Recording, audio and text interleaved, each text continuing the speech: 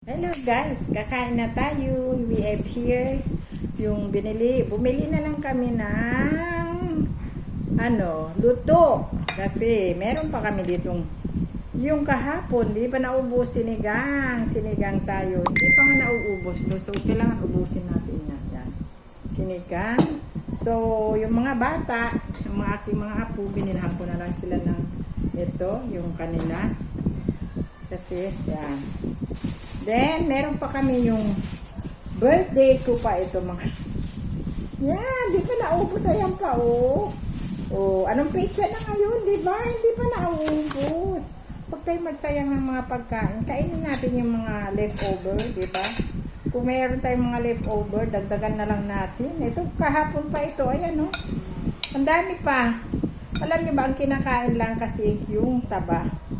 Ang iniiwan yung mga laman, yan, mga laman na po yan.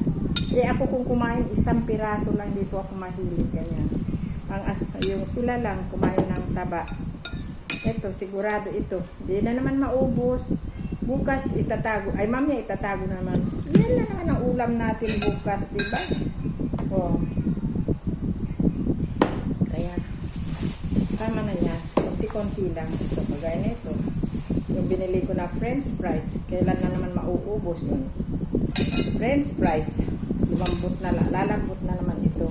Yan. Kasi bumili ako ng french fries, kasama sa mga pagkain ng mga bata. Yan. So, ganyan lang ang kakain ko. Tapos ito na lang yung mga left na mga pagkain na yan. So, diba? Huwag tayong magsayang. Yan. Tama na yun sa akin to. Yan. Mahina po akong kumain. So, ito, yung sabaw siguro ng sinigang, yun na lang inom ito. At kakain ako ng isang slice na. Okay, para maubos na. Ayan o. Ayan ako. Hindi ko mauubos to. Anong petsa na? November na, di pa rin nauubos. Tara, kain na tayo.